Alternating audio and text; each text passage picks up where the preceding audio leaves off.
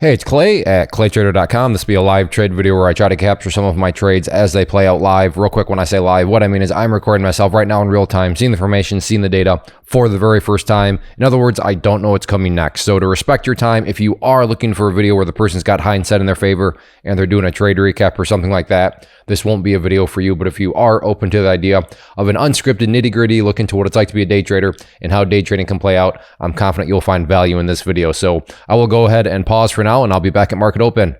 Okay, I have an order at 850 for a put here. So Tesla needs to come up a bit more.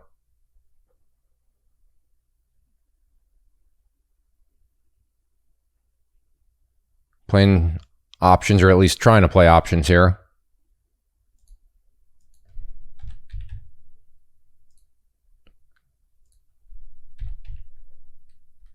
All right, I'll go ahead and pause, and I'll keep a close eye on it. Okay, I have an order at 770 now.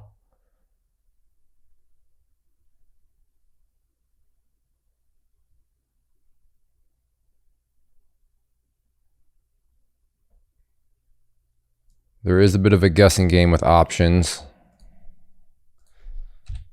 I think 720 now is going to be more of an accurate area. I'll go ahead and pause. Okay, maybe here. Come on, another little push. And I'm at 720.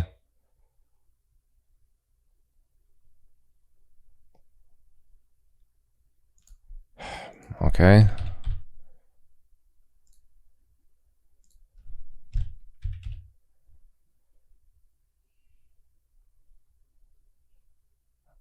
So order adjusted is 670.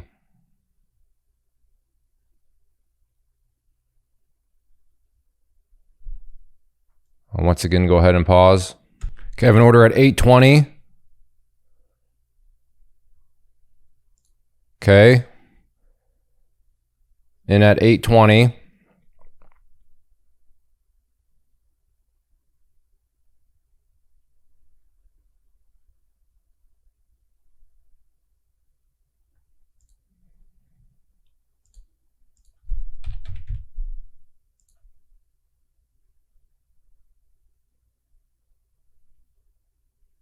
And out for $150.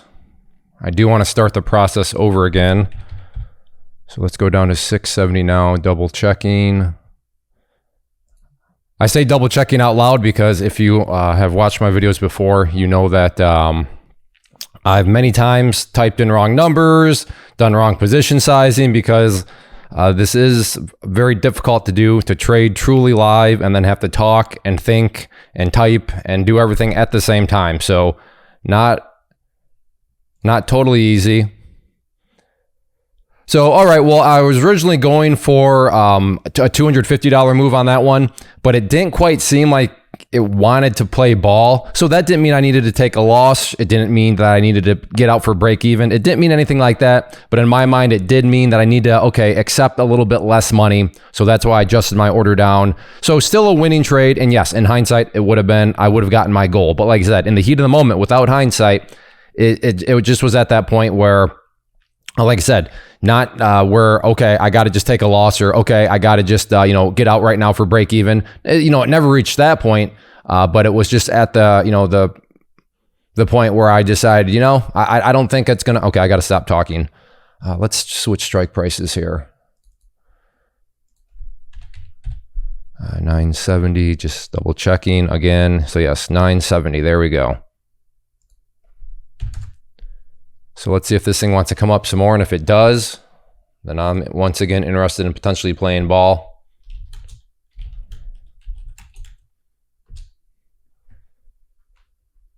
Want to see it up above 438.50 if I'm going to try again on it. So it's got a little bit more ways to go. And again, looking to play puts. All right, I will go ahead and pause. All right, I am in. I apologize for the missed entry point, but that does not seem like the greatest of entry points. And it indeed was not.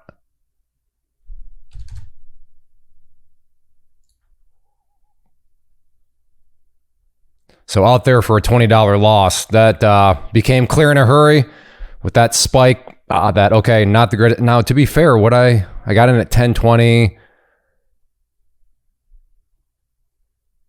So in hindsight, I didn't even need to take a loss. But as we just talked about with the first trade, you know, you got to admit, you got to be brutally honest with yourself as a trader.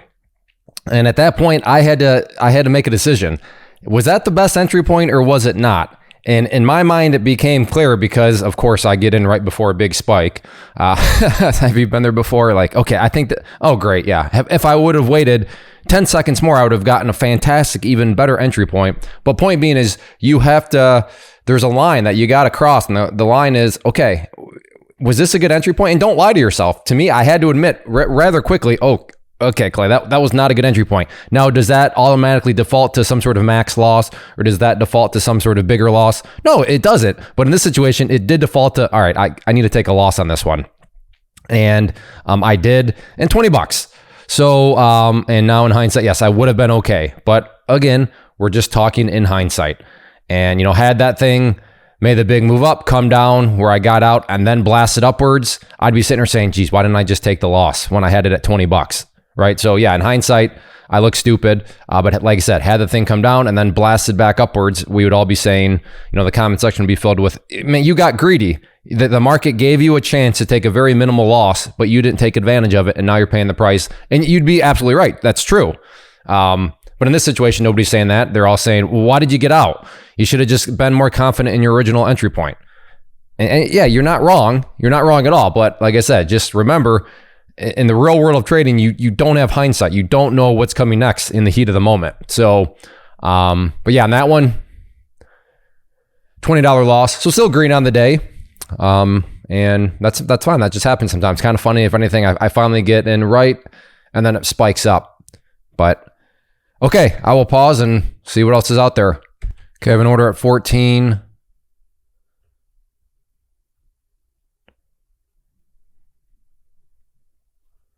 It was close for a second.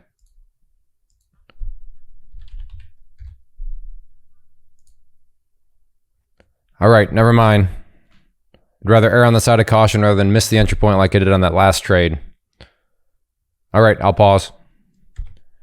For a second there, I was on best bid at 13.50, trying to buy a call here on this pullback. Definitely getting volatile. So like I said, for a split second, I was on the best bid, which prompted me to get the software going, but looks like that's not going to happen. All right, I'll pause. Okay, just had a big spike and once again went to best bid. Oh, that would have been such a nice fill. Let's go to 13 now, see if we can get maybe another push up that gets me filled at 13. I don't know, I think you might have caught it on video. But when I first started, I was best bid and I was hoping I'd get filled, but it didn't happen and the bid snapped back up. But all right, I'll pause. Okay, I have an order at 14.50.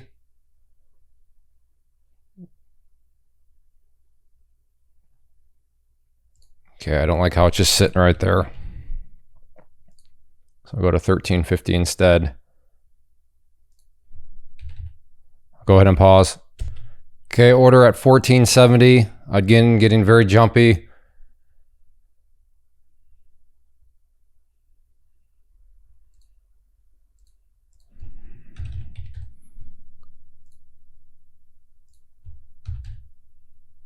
I'm at 14.20 now. I'll go ahead and pause.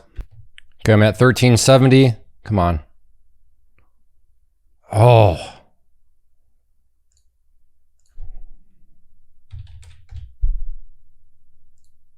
I'm at 12.70 now.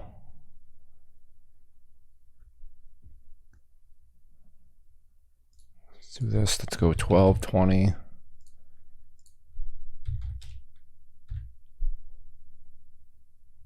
Need it to come up more, and I'm not going to be moving from 12.20.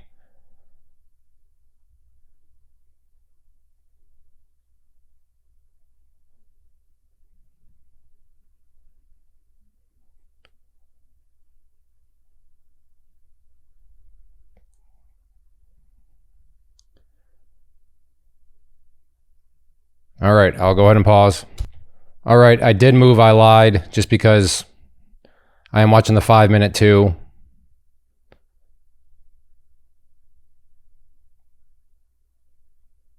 All right, I'll pause.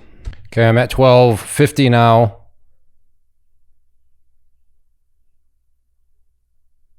I just can't get filled. All right, I gotta go to 11:20 now. I know I'm jumping around, but that's just part of the strategy.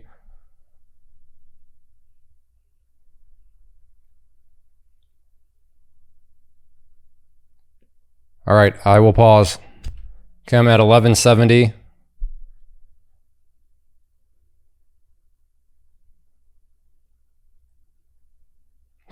Still just putzing right above me.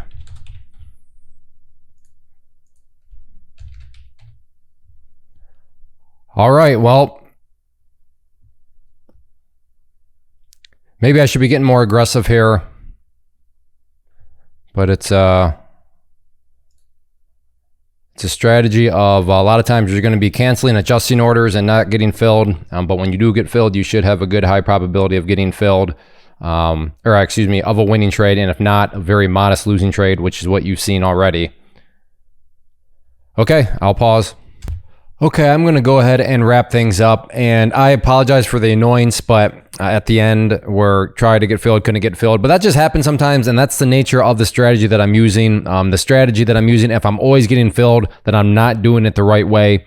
You have to be very, very high maintenance, very picky with your points, and when you do that, you can generate a good, solid, high win rate of a strategy. But yeah, there's going to be a lot of those where you just got to keep moving and moving, so I understand from where you sit.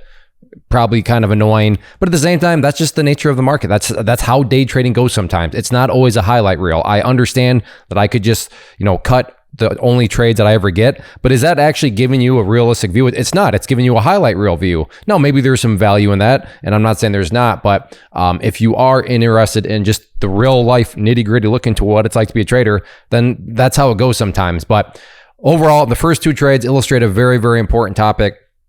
Sometimes you just got to admit, you got to shut the ego off. And maybe that's what I'll title this video, shut the ego off. And just remember that sometimes you got to admit relatively quickly, I didn't quite get that one right, which again does not mean that you automatically default to taking a max loss, or not even necessarily a losing trade at all, or even a break even trade like you saw with that first one. I wanted 250, but didn't quite get the entry point I wanted to. I had to settle for the 150. And then the other one, I just wasn't quite right. Again, did need to take a loss, but $20. So overall, closing up 130 on the day with commissions, let's call it 110-ish, 115-ish, somewhere right around there.